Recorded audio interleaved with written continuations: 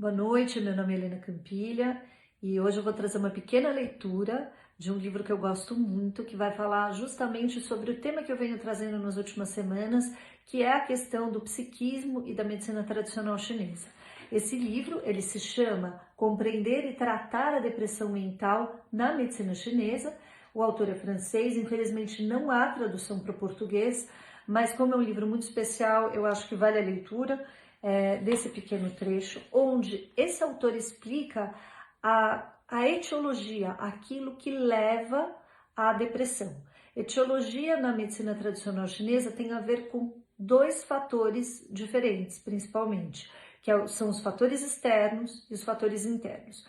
Os fatores externos tem a ver com tudo aquilo que está do lado de fora, no ambiente, ou seja, vírus, bactérias, calor, frio, umidade, secura, aquilo que nos rodeia, aquilo deste ambiente onde estamos inseridos.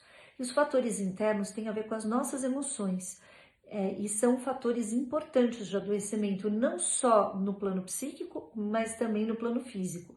Então, o excesso de alguma emoção, seja a tristeza, o medo, a preocupação, a própria alegria pode levar a uma alteração dos órgãos e alteração do funcionamento energético do nosso psiquismo e do nosso corpo.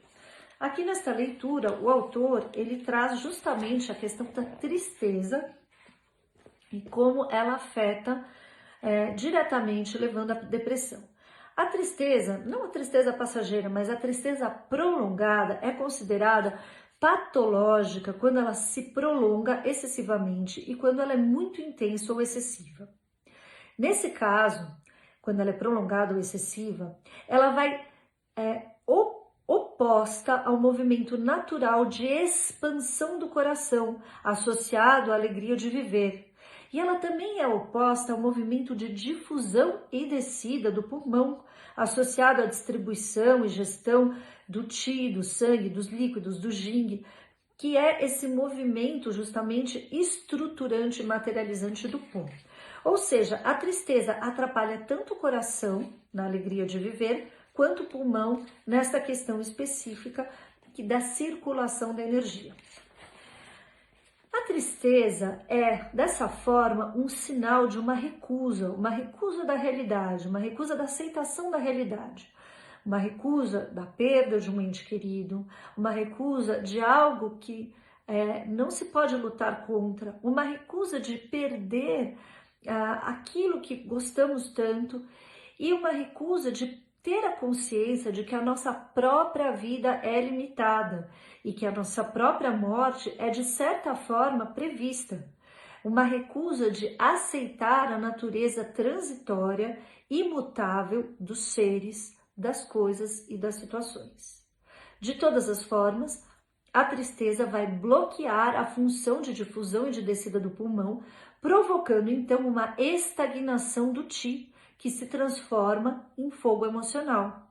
Nós já vimos que a estagnação do qi tem a ver diretamente com a circulação que vem do fígado. Ou seja, quando há uma estagnação do qi, há uma parada da circulação do fígado e os pontos de fígado podem ser muito úteis nessas situações.